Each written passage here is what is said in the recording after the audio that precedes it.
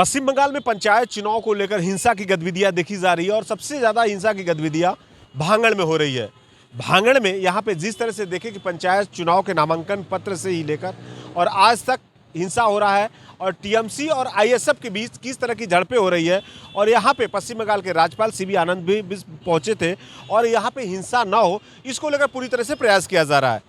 हमारे साथ में आईएसएफ के नेता फैजल खान और इन्हीं से जानते हैं भांगड़ में कि वाकई ये स्थिति कैसे बन रही है, क्योंकि चुनावी पंचायत में हिंसा इतना क्यों हो रहा है और सबसे ज़्यादा भांगड़ में बम भी बरामद किए जा रहे हैं, गोलियों से वार किया जा रहा है।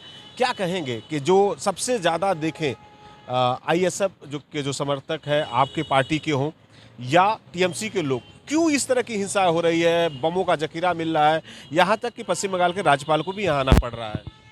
देखिए, जनता के साथ जब दुर्नीति होगी, चाहे कोई भी सरकार हो, जनता जब ठगा महसूस करेगा तो जनता रास्ते पे उतरेगी।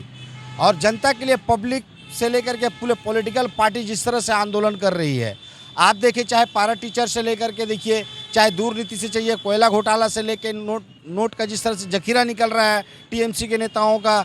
एक शाइनी घोष में भी देखिए ईडी ने बुला करके उनको 1.5 करोड़ का 5 करोड़ का 4-5 फ्लैट नज़र आया है। तो इतना सारा फंडिंग, इतना सारा दौलत कहाँ से आ रहा है? तो पब्लिक का माल लूट खसूट हो रहा है। जो जनता का घर बनना चाहिए था, जो कच्चे घर है, मकान है मट्टी के, गरीब जनता का, उस घर से नदारत है, लूट मार। जो चावल चोर जिस तरह चोरी किया गया, तिरपाल गरीबों का चोर। कहीं नहीं लगता टीएमसी का जो आप लोगों का जो वोट है यहाँ पे अल्प समुदाय के जो लोग हैं, टीएमसी और आईएसएफ में बट रहा है, ये हिंसा की वजह है?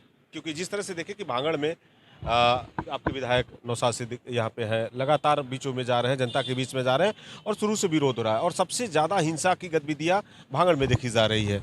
देखिए, माइनॉरिटी वोट तो बंगाल फैक्टर है बहुत बड़ा, चाहे वो कांग्रेस हो, सीपीएम हो, आईएसएफ हो, चाहे टीएमसी हो, फैक्टर है यहाँ पे। माइनॉरिटी वोट बहुत बड़ा फैक्टर है। अगली बार 2021 में जिस तरह से डरा करके ममता बनर्जी ने वोट लिया था, उन्होंने साफ अल्फाज में कहा था कि माइनॉरिटी एक हो जाओ, हमको वोट दो बीजेपी को रोकने के लिए। तो माइनॉरिटी ने कहीं ना कहीं एक पक्ष ममता पर भरोसा किया था, मगर वो 10,000 मदरसा एफिलिएटेड की जो बात थी वो झूठी साबित निकली। 2% प्लस जो नौकरी की बात थी वो भी झूठी निकली।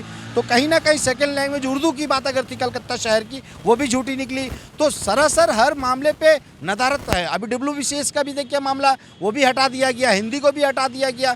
तो जनता बेहाल है, नौकरी नहीं है, बेरोजगार है, जनता को घर से लेकर के दाने दाने तक परेशान है। ग्राम की जनता, जो पंचायत जो इलेक्शन हो रही है, कहीं ना कहीं 2021 इलेक्शन में जो आईएसएफ जिस तरह से लड़ा था, मैं खुद एक कैंडिडेट था, जिस तरह आईएसएफ कर्मी के ऊपर में जिस तरह से घर में हमला हुआ था, घर से बेघर किया गया था, तो जनता जागरूक हो रही है।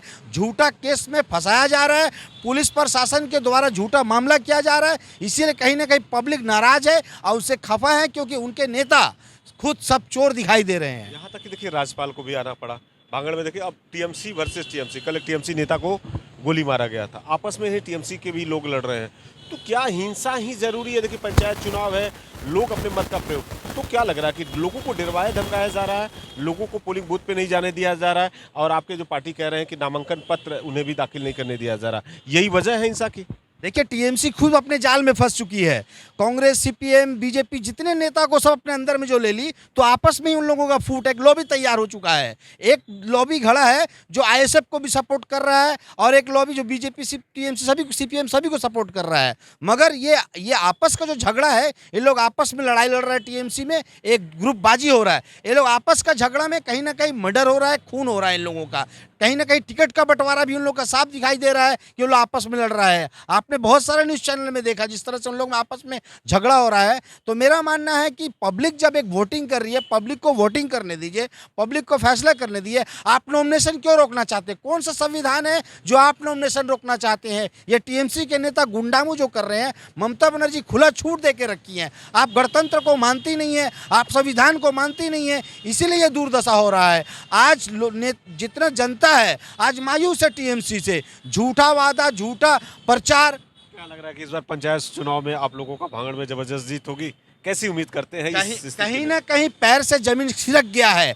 तो अगर पैर से जमीन नहीं सिरकता तो अरबुल इस्लाम को चार दिया गया, नहीं हुआ तो शौकत मुल्ला को दिया गया, नहीं हुआ अभिषेक बनर्जी, खुद ममता बनर्जी आके आईएसएफ को गुंडा बोला जा रहा है। तो आपका कितना बड़ा संगठन 290 प्लस 213-14 प्लस आपका एमएलए है, फिर डर क्यों? एक एमएलए से, एक विधायक से इतना डर? कहीं ना कहीं आपको आईएसएफ से डर सता रहा है कि आपका सत्ता जाने वाली है, पंचायत आपका जाने वाला है। और बता दूं आपका मीडिया के माध्यम से कि आने वाले वक्त पंचायत में 8 तारीख को जिस तरह से इन लोगों का प्लान है, कहीं ना कहीं डर का भय है। और बार बार हाई कोर्ट ये मेंशन कर रहा है कि इलेक्शन पीसफुल क्यों नहीं हो रहा है, इतना सारा हमला हो रहा है। इसके लिए केंद्रीय बलों की तैनाती की भी की जा रही है और केंद्रीय बल के जवान भी देखिए पहुंच चुके हैं और शांतिपूर्ण ढंग से राज्यपाल भी प्रयास कर रहे हैं कि इस बार चुनाव हो।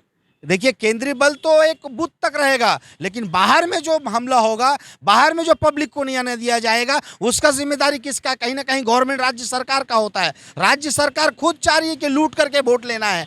बहुत सारा, मैं जहां तक मेरे पास खबर है, बहुत सारा खून खराबा होने वाला है, खून का पंचायत होने वाला है यहाँ। वाकई देखिए कि सबसे बड़ा सवाल उठ रहा है कि जिस तरह से केंद्रीय बलों की तैनाती पोलिंग बूथ पे होगी, आईएसएफ के जो फैयाज खान ने साफ तौर पर इन्होंने कहा है कि जो लोग अपने घरों से निकलेंगे आखिर पोलिंग बूथ तक कैसे पहुंचेंगे, इस बात का सबसे बड़ा डर सता रहा है और कह सकते हैं कि भांगड़ में सबसे ज्यादा हिंसा की गतिविधियां देखी जा रही है। कैमरामैन विनोद के साथ मनोज पांडे, डिश 24 कोलकाता।